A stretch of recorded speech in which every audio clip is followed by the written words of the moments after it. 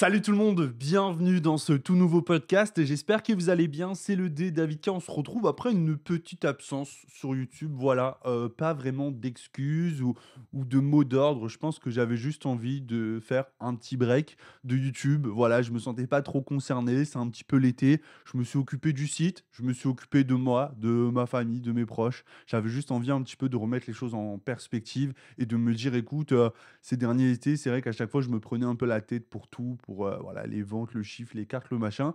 Et bah cet été, je l'aborde de manière un petit peu différente, en voulant profiter de la vie, en voulant faire du sport, en voulant aller me balader, en voulant aller à la plage.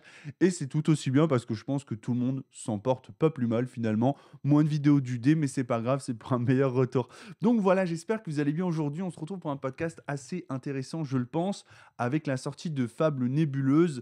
J'avais envie de remettre un petit peu certaines choses en perspective et finalement de me poser certaines questions sur ma manière de collectionner, sur le collectionneur que je suis. Je me demande aujourd'hui véritablement si je suis un vrai collectionneur Pokémon ou si je suis juste un nostalgique. On reviendra dans une vidéo plus complète sur où nous en sommes dans le bloc actuellement EV. On a la sortie Paradise Dragona qui a été annoncée avec forcément ce visuel de Latias Latios qui nous laisse un petit peu tous rêveurs. On est là à se dire peut-être c'est l'arrivée de EV8, du haut de choc. Voilà, est-ce qu'on va pas avoir le retour des escouades? Est-ce qu'on va avoir des alternatives de Latios Latias? Et effectivement, je me rends compte que cette petite annonce, elle me fait un petit peu vibrer. Je me dis, tiens, est-ce que là, c'est pas le bon moment pour rechuter complètement? Pourquoi je dis ça? Tout simplement parce qu'en fait, eh bien, je me rends compte que depuis Pokémon 151, eh bien, j'ai pas véritablement vibré pour les éditions Pokémon. Le moins qu'on puisse dire, c'est que ces éditions, elles sont pas moches. C'est juste qu'on ne sait pas les apprécier. Aujourd'hui, quand je regarde une édition Pokémon, eh bien, il y a de tout. Il y a du bon, il y a du mauvais. Que ce soit dans Faille Paradox, Destiny de Paldea, Force Temporelle, qui était quand même une édition assez particulière avec de belles cartes. Mascarade, moi je l'appelle Mascarade. La Mascarade. Fable Nébuleuse. Bon, Fable Nébuleuse, c'est encore un autre sujet.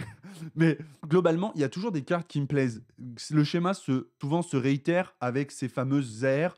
Les aires sont souvent pour moi, de manière, on va dire, générale, les cartes les mieux réussies dans les éditions. Aujourd'hui, si vous prenez toutes les éditions du bloc EV, et je parle sans exception, il y a forcément des cartes aires qui vous parlent, avec des Pokémon qui vous parlent. Les aires sont pour moi le petit bonbon sucré de ces éditions. Pourquoi? Parce que finalement, ouvrir une AR, c'est souvent une meilleure surprise qu'ouvrir une full art, souvent une meilleure surprise qu'ouvrir une gold.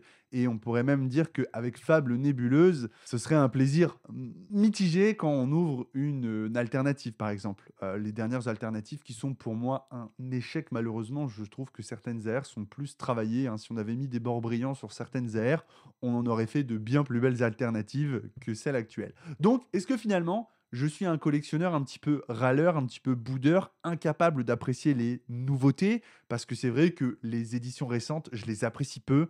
Il y a des belles cartes, néanmoins, je les collectionne pas. C'est assez paradoxal. Pourquoi je les collectionne pas? Parce que je me dis, par exemple, qu'est-ce que je pourrais faire? Bon, c'est vrai, je pourrais collectionner toutes les AR. Collectionner toutes les AR sera un choix raisonnable de collection, un objectif envisageable. Je pourrais me permettre de le faire.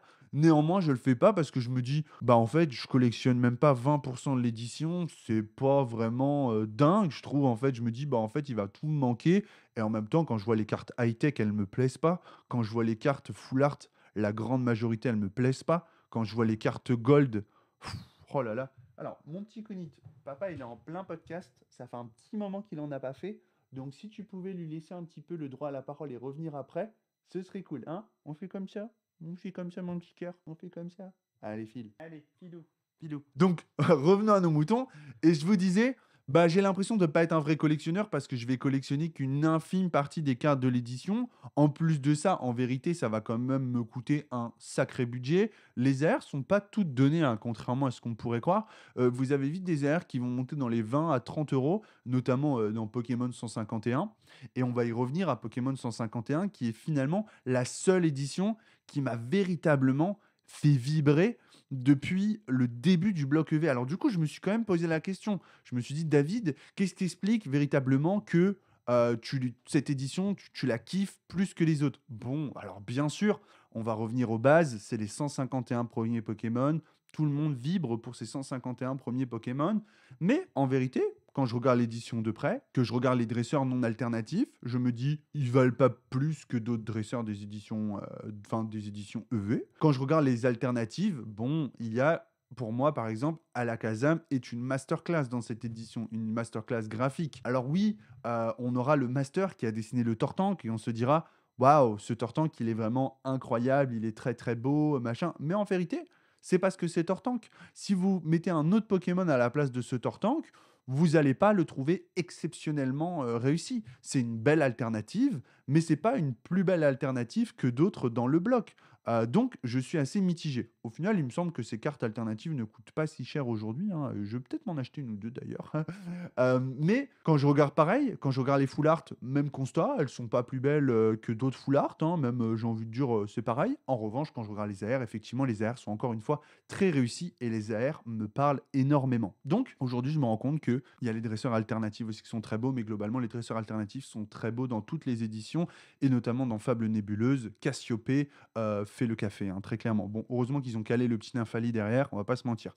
Donc, je me dis aujourd'hui, est-ce que finalement, je suis pas ce collectionneur un peu cliché, un peu honteux finalement de la communauté Pokémon parce que je ne sais plus apprécier les éditions récentes, je ne sais pas apprécier toutes les éditions Pokémon, je ne sais pas apprécier une édition dans sa globalité, je ne sais apprécier qu'une poignée de cartes et encore que je ne fais même plus l'effort de collectionner cette poignée de cartes. Donc je suis un peu perdu, je suis un peu mitigé. Quand je me demande aujourd'hui quels seraient mes objectifs Pokémon, finalement, je me dis, bah, finalement, je crois que c'est plus l'aventure que je mène. Je me dis, tiens, est-ce qu'il ne serait pas finalement temps aujourd'hui d'aller au Japon, maintenant que tous les changements de société sont faits, les différentes factures sont payées.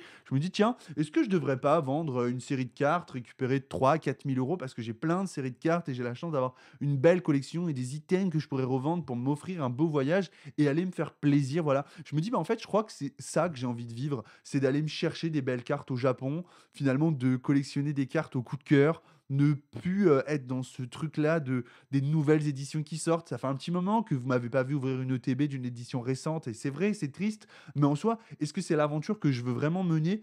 Je ne sais pas. Est-ce que c'est une vidéo qui ferait des vues si je me dégotais le TB une semaine avant sa sortie? Très probablement. Mais est-ce que c'est le contenu auquel j'aspire aujourd'hui? Je ne sais pas. Et en fait, je crois que je suis le cul entre deux chaises, entre le contenu auquel j'aspire à créer et le contenu que je fais pas. C'est-à-dire que bah, j'ai compris ce que je voulais pas faire et je le fais pas et très bien, mais à côté de ça, je fais pas grand-chose non plus. Donc, un peu mitigé parce que j'aime bien dire un peu que je suis un créateur de contenu et la vérité, c'est que en ce moment, pas du tout. Je suis un créateur de contenu de pacotille qui ne fait pas de contenu. Donc, c'est un petit peu nul de dire ça. Je pourrais dire, ouais, j'Instagram, mais même pas. Je pourrais faire des shorts sympas, des réels sympas, avoir de la créativité, mais je le fais pas. Donc, il est temps un petit peu peut-être que je me réveille en ce début d'année, à commencer par ce début d'année, en septembre, on va dire que c'est la reprise, la rentrée scolaire pour tout le monde, pour nous aussi. Donc du coup, je me dis, bah voilà, il est peut-être temps que je m'active un peu plus sur les podcasts, que j'essaie de me donner un peu plus les moyens dans le contenu que j'espère créer. Et pour clôturer ce podcast, bah, je vous dirais que vous m'avez donné une opportunité avec les précommandes. Je sais même plus si je vous l'ai dit, j'ai recommandé cette vidéo 10 fois parce que j'avais oublié des lumières, etc. Les précommandes de Rise se sont extrêmement bien passées. Je m'attendais pas à autant et je vais vous le dire, attention, on va annoncer des chiffres. Il y a eu plus de 10 000 € de précommande sur le site de Rise pour la nouvelle édition qui sort en novembre, enfin courant octobre, courant novembre. Donc je tenais forcément à vous remercier parce que j'avais prévu de passer 15 000 € de précommande pour cette édition. Or, j'ai fait une bien plus grosse précommande que ces 15 000 €. Donc forcément, je vous remercie, ça me permet de voir un petit peu plus large à l'avenir. Et voilà, donc voilà pour le petit débrief. J'ai hâte d'avoir votre retour, où vous vous situez, vous, par rapport à la collection actuellement, comment vous vous sentez et comment vous l'arborez. Voilà, enfin, je sais pas si c'est le mot, mais j'ai hâte, voilà, vous l'appréhendez, j'ai hâte d'avoir vos retours parce que j'aimerais bien me remettre un peu dans la collection Pokémon et je sais pas vraiment par où commencer finalement. Et on va clôturer ce podcast de la meilleure des manières avec le retour de ce petit Kun qui vous fait un très très gros bisou et qui vous souhaite à tous une excellente journée. Merci les copains d'avoir pris le temps d'écouter ce podcast. Merci à ceux qui prendront le temps de le liker, à ceux qui prendront le temps de partager leur avis en commentaire. C'était un grand plaisir. On va revenir avec un petit peu plus de podcasts dans ces prochains jours. Oh, s'il te plaît, non. Non, s'il te plaît. Je vous fais plein de bisous, les copains. Je vous dis à très bientôt. C'était le David K pour la communauté. Peace. Alors, regarde ce que ton père il t'a acheté. Il t'a acheté un petit peigne. Eh oui, papa il t'a acheté un peigne. Oh, ça fait du bien, hein, ça gratouille, hein, c'est le gratouille. Oh là là là. Oh, on apprécie. Oh là là là là. Regarde tous les